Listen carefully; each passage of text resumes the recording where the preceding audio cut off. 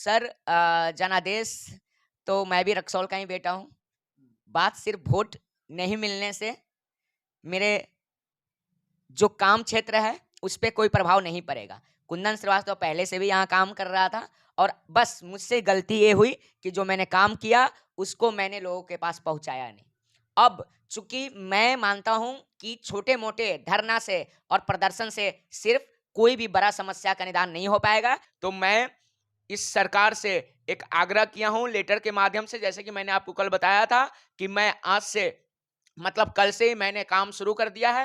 पहले मैं official work करूंगा, पहले मैं मिनिस्टर को और पूरे मंत्रालय तक अपनी बात पहुंचाऊंगा और उसके बाद निदान नहीं हुआ तो मैं उसके बाद जन आंदोलन। लेकिन रक्सौल के ये दोनों फाटक ओवरब्रिज बनना बेहद जरूरी है रक्सौल के लिए। रक्सौल एक संवेदनशील जगह है, एक बॉर्डर एरिया है, अंतर्राष्ट्रीय शहर है। पर्यटक को भी परेशानी हो रही है और पर्यटक तो कभी कभी आते हैं, रक्सौल के जनमानुष जो जनता है उनको दिन रात की परेशानी हो रही है। इसलिए मैं पहले मंत्रालय को खत लिखूंगा, लेटर लिखूंगा और मैं मंत्रालय से उसको फॉलो करूंगा 10 दिन, 5 दिन, 7 दिन में। और जब तक मंत्रालय से मुझे पूर्ण रूप से उसकी जवाब नहीं आ जाता उस लेटर का, तब तक मैं उम्मीद रखूंगा कि मंत्रालय मेरी बात सुन रही है। और जब एक बार मंत्रालय से मुझे जवाब मिल जाएगा, उसके बाद अगर जवाब संतोषजनक नहीं रहा तो मैं उसके बाद धरना प्रदर्शन और जन आंदोलन भी करूंगा। नमस्कार, आप देख रहे हैं खबरी और अभी हमारे साथ मौजूद हैं इंजीनियर कुंदन श्रीवास्तव। तो चलिए इनसे हम बात करना चाहेंगे और जानने की कोशिश करेंगे। इन्होंने कल एक लेटर लिखे हैं, उस लेटर के बारे में हम बात करेंगे। पीएमओ को लेटर लिखे हैं। तो कुंदन जी, आपका स्वागत है खबरी में। धन्यवाद भूपेंद्र जी। लेटर जो आप लिखे थे कल, तो 2004 में ही जब लालू यादव आए थे तो लग रहा था कि ओवरब्रिज बन जाएगा और रक्सौल की जो समस्या है जाम की, उससे लोग निजात पाएंगे। लेकिन आखिर आज तक क्यों नहीं बना और आप क्यों लिखे? आया है त्योहारों का सीजन, खुशियां मनाएंगे तारा होंडा के संग। मात्र 9,999 रुपए देकर कोई भी मोटरसाइकिल लेकर जाएं और साथ में पाएं 3,000 रुपए का एसेसरीज, वो भी बिल्कुल मुफ्त। बिना चेक के भी फाइनेंस की है उत्तम व्यवस्था। Tara Honda, main road, Laxmipur, Raxaul. Raxaul में जो ओवरब्रिज की समस्या है, सिर्फ ये जाम की समस्या तक सीमित नहीं है। ओवरब्रिज मैं पिछले 2-3 महीनों में चुनाव के दरमियान जो बार बार वहां से गुजरता था तो मुझे 1-1 घंटा वहां रहना पड़ता था। और मैंने हमेशा से देखा है, चूंकि मैंने अपने लेटर में ये भी लिखा है कि 2011 में मेरे पिताजी का देहांत रेलवे क्रॉसिंग पे 1 घंटे फाटक बंद रहने की वजह से हुआ था। और ये दर्द मैं हमेशा अपने दिल में रखता हूं। चाहता हूं कि रक्सौल में जो फाटक क्रॉसिंग गेट रेलवे के 33, 33 और 34 दोनों पे जो 31 अक्टूबर 2004 को उस समय के तत्कालीन रेलवे मंत्री थे लालू प्रसाद यादव, जिन्होंने शिलान्यास किया था, उसके बाद बहुत सारे एक्टिविटीज हुआ है, जैसे कि मिट्टी का जांच करना या बहुत सारे प्रशासनिक एक्टिविटीज हुए। लेकिन 2004 और 2022 मतलब 18 सालों में अभी तक इसका कोई निदान नहीं हुआ। मैंने कल सिर्फ जो मैंने पत्र लिखा है वो अश्विनी वैष्णव जी जो भारतीय रेल मंत्री हैं अभी तत्कालीन, नितिन गडकरी जी जो ट्रांसपोर्ट मिनिस्टर हैं, राजमार्ग मंत्री हैं, परिवहन एवं राजमार्ग मंत्री। उसके बाद मैंने बिहार सरकार में नीतीश कुमार जो हमारे माननीय बिहार के मुख्यमंत्री हैं, उसके बाद तेजस्वी यादव जी जो माननीय उप मुख्यमंत्री हैं, और मैंने श्री प्रत्यया अमृत जो आईएएस है, एडिशनल चीफ सेक्रेटरी है रोड कंस्ट्रक्शन डिपार्टमेंट का, मैंने इन सभी लोगों को कल एक चिट्ठी लिखा है और उसमें मैंने रक्सौल के जनहित में रक्सौल की समस्या को बताते हुए पूरी डिटेल विस्तृत तरीके से वो लेटर लिखा है। और मैं मानता हूं कि जब रेलवे ओवर ब्रिज ये 33 और 34 दोनों फाटक पे हो जाएगा तो इससे जाम की समस्या का निदान हो जाएगा। जो एम्बुलेंस वहाँ 1-1 घंटे, मैंने वो भी लिखा है कि 24 घंटे में 14 घंटा फाटक बंद रहता है, जिसके वजह से जो मरीज हैं एम्बुलेंस में डंकन अस्पताल जाने को आते हैं या डंकन अस्पताल में नहीं इलाज हो पाने की वजह से जब डंकन अस्पताल पटना मुजफ्फरपुर रेफर करता है, उस दोनों बीच में जब मरीज वहां फंस जाते हैं तो उसमें मरीज को अपने जिंदगी और मौत से जूझना पड़ता है और उसमें जंग भी हार जाते हैं बहुत सारे मरीज। जैसे कि मैंने ये भी लिखा है लेटर में कि जो बच्चे स्कूल के लिए रवाना होते हैं अपने घर से, वो सही समय पे स्कूल भी नहीं पहुंच पाते, बहुत देर तक फंस जाते हैं। चाहे जब छुट्टी होती है स्कूल से तो भी मैं देखता हूं कि बच्चे फंसे रहते हैं। बच्चे छोटे होते हैं, उनको भूख लगी होती है, फिर भी 1-1 2-2 घंटा इंडियन ऑयल रेलवे क्रॉसिंग 33 पे या परेवा रेलवे क्रॉसिंग 34 पे बच्चे भी फंस जाते हैं। तो मैं इस सरकार से एक आग्रह किया हूं लेटर के माध्यम से, जैसे कि मैंने आपको कल बताया था कि मैं आज से मतलब कल से ही मैंने काम शुरू कर दिया है। पहले मैं ऑफिशियल वर्क करूंगा, पहले मैं मिनिस्टर को और पूरे मंत्रालय तक अपनी बात पहुंचाऊंगा और उसके बाद निदान नहीं हुआ तो मैं उसके बाद कुंदन जी, जन आंदोलन इतना करूंगा। छोटी सी जनादेश आपको मिला, फिर भी आप हारे नहीं और रक्सौल के लिए लड़ाई लड़ रहे हैं, मानना पड़ेगा आपको। सर जनादेश तो मैं भी रक्सौल का ही बेटा हूं।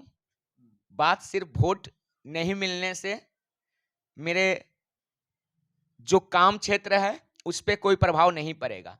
कुंदन श्रीवास्तव पहले से भी यहाँ काम कर रहा था और बस मुझसे गलती ये हुई कि जो मैंने काम किया उसको मैंने लोगों के पास पहुंचाया नहीं। अब चूंकि मैं मानता हूं कि छोटे मोटे धरना से और प्रदर्शन से सिर्फ कोई भी बड़ा समस्या का निदान नहीं हो पाएगा। जवाब नहीं आ जाता उस लेटर का तब तक मैं उम्मीद रखूंगा कि मंत्रालय मेरी बात सुन रही है और जब एक बार मंत्रालय से मुझे जवाब मिल जाएगा उसके बाद अगर जवाब संतोषजनक नहीं रहा तो मैं उसके बाद धरना प्रदर्शन और जन आंदोलन भी करूंगा। लेकिन रक्सौल के ये दोनों फाटक ओवरब्रिज बनना बेहद जरूरी है रक्सौल के लिए। रक्सौल एक संवेदनशील जगह है, एक बॉर्डर एरिया है, अंतर्राष्ट्रीय शहर है। पर्यटक को भी परेशानी हो रही है और पर्यटक तो कभी कभी आते हैं, रक्सौल के जनमानुस जो जनता है उनको दिन रात की परेशानी हो रही है। क्या लगता है जैसे आपने चंपारण मांगे एयरपोर्ट का मतलब कि पूरा युवा चंपारण ही नहीं पूरे भारत में जोर शोर से उठाया गया, क्या उस तरह से युवा सपोर्ट कर पाएंगे, यहाँ के लोग आपको सपोर्ट कर पाएंगे क्या? देखिए ये बहुत बड़ा समस्या है। पहले मैं इसको पूर्ण रूप से एक प्रोसेस के तहत मैं फॉलो करूंगा। पहले तो मैं रक्सौल में या कोई भी समस्या पे आप यहाँ से कितना भी आवाज उठा ले, पहले तो आपकी बात मंत्रालय को पहले समझ में रहनी चाहिए कि ये डिमांड है। पहली बात, जब ये मंत्रालय को पता चलेगा उसमें फॉलो अप होगा, मंत्रालय क्या जवाब देता है। जरूरत पड़े तो मैं नितिन गडकरी जी से और बिहार सरकार मुख्यमंत्री और डिप्टी मुख्यमंत्री से मैं मिलने भी जाऊंगा।